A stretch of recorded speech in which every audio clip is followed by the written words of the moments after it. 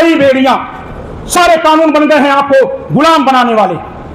पैरों में पड़ गई बेड़ियां, लेकिन आपको खबर नहीं है तो कर क्या रहे हैं कि पैरों में पड़ गई बेड़ियां, हाथ से ताली बजा रहे हो, और जिन्होंने तुमको कैद कर दिया उन्हीं के नारे लगा रहे हो, जिन्होंने तुमको कैद कर दिया उन्हीं के नारे लगा रहे हो।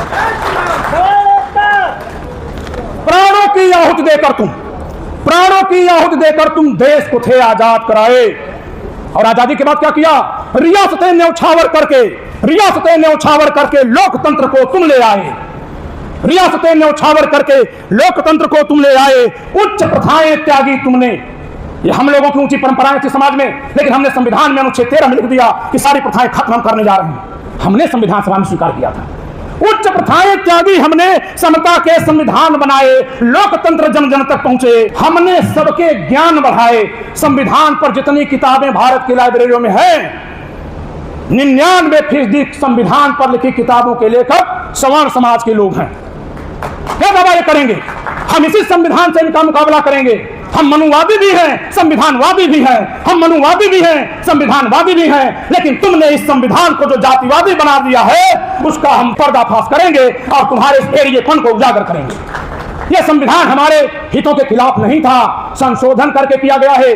कुल 19 बार संशोधन किया गया, 19 बार। पहला संशोधन अनुच्छेद 15(3) जोड़ा गया, 8वां संशोधन 334 बढ़ाया गया, 23वां संशोधन फिर अनुच्छेद 334 बढ़ाया गया, 45वां संशोधन फिर 334 बढ़ाया गया, 62वां संशोधन फिर 334, मैं 334 बार बार बोल रहा हूं, गिनते जाइएगा। 62वां संशोधन फिर 334 बढ़ाया गया, 79 संशोधन फिर 334 बढ़ाया गया, 92वां संशोधन फिर 334 बढ़ाया गया, 102वां संशोधन फिर 334 बढ़ाया गया। ये क्या है 334?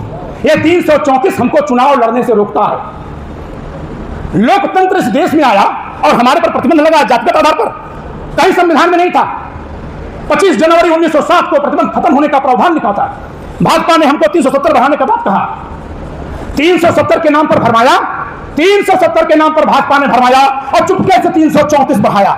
जब चुपके से 334 बढ़ाया तो मैं कविता लिखता हूं कि नहीं पता था वे घाती हैं। यह कविता मैं अटल बिहारी वाजपेयी के लिए लिख रहा हूं, पूरी जिम्मेदारी से कह रहा हूं, क्योंकि मैंने भी उनको अपने युवा अवस्था में बहुत सम्मान दिया था, लेकिन जब संविधान पढ़ रहा हूं तो उन्होंने हमारे समाज को तार तार कर दिया है, उन्होंने हमारे समाज के पीठ में छुरा घोंपा है। और इस बात को जोर जोर से हर मंच से कही जाएगी। किसी भाजपा के प्रवक्ता में हिम्मत हो, कोई उनका सुप्रीम कोर्ट का वकील शास्त्रार्थ करना चाहे, आए रामलीला मैदान में मंच लगा दे, आपका यह भाई जवाब देने में सक्षम है। तो नहीं पता था तुम घाती हो, संविधान के आघाती हो, नहीं पता है तुम घाती हो, संविधान के आघाती हो, और विष से लिपटे हुए पृष्ठ पर धूर्त प्रेम की तुम पाती हो। तुमने धूर्तता भरी प्रेम हमसे जताया है अटल बिहारी वाजपेयी की भाजपा ने। इतना संशोधन किया है साथियों, इतना संशोधन किया है कि जितना जातिगत आपका बंधन लगा है, यह किसी लालू यादव की पार्टी ने, मुलायम सिंह यादव की पार्टी ने, किसी बसपा ने, किसी आरजेडी ने, किसी तृणमूल कांग्रेस की सत्ता कब से जो बढ़ाएंगे? सारे संशोधन केंद्र की सरकारों ने किया है, और केंद्र में या तो कांग्रेस थी या तो भाजपा थी। इस नाते दोष किसी और का नहीं है, दोष आईने में नहीं है, दोष अपने चेहरे पर है। इस नाते जानिए, सतर्क होइए, जागिए। आपकी लड़ाई सवर्ण समाज की लड़ाई है। सवर्ण समाज वह समाज है, सवर्ण समाज वह समाज है जो देश का निर्माण करता है। सवर्ण समाज वह समाज है जो देश का निर्माण करता है। आपको पता है भाजपा किसके नक्शे कदम पर चल रही है? जब हमारे भाई आदरणीय अनिल मिश्र जी ने एक अभियान छेड़ा था ग्वालियर में, उसके बाद भोपाल से दलित आईएएस ने हमारी बेटियों को लेकर गाली बका था। हमारे जिस भाई के पास जिस तरह से सामर्थ्य वैसे लड़ना शुरू किया। समझिएगा साथियों, चूंकि मैं कानून का शिक्षक हूं, मैंने फौरन सोचना शुरू किया कि आखिर एक आईएएस पूरे एक समाज को गाली दे रहा है और सरकार क्या कर रही है।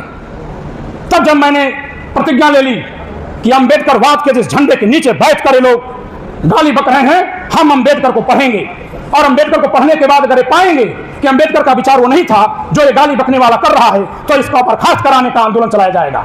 और अगर ये पाएंगे कि अम्बेडकर के विचार में हमारे लिए गाली है, तो पूरी जिम्मेदारी से कहता हूं अम्बेडकर की मूर्तियां चौराहों से उखड़वा दी जाएंगी।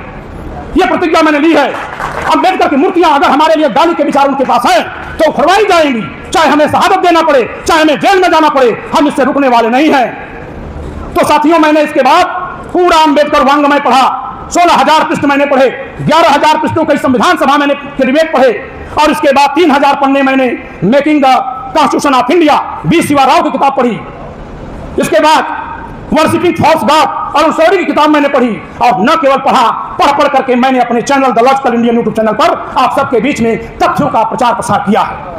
तथ्यों का प्रचार प्रसार किया है ताकि आप सब जागरूक हो जाएं, जान सकें कि ये कौन करा रहा है। और आपको मैं एक बात बता रहा हूं, अंबेडकर के संविधान में, अंबेडकर का संविधान का मतलब संविधान सभा में जो अप्रैल 1947 में उन्होंने अपनी पार्टी की ओर से दस्तावेज प्रस्तुत किया था, उसका नाम है द स्टेट एंड माइनॉरिटीज। उनके हिसाब से माइनॉरिटीज केवल 80 कैटेगरी के लोग हैं, जान लीजिए। उनके संविधान में माइनॉरिटी मुसलमान नहीं है, उनके संविधान में माइनॉरिटीज अनुसूचित जात के लोग हैं। उन्होंने उस किताब में और उसके अलावा अन्य किताबों में लिखा है, आप सुनते होंगे, मंदिर में पुजारी केवल ब्राह्मण ही क्यों रहेगा, सुनते हैं ना।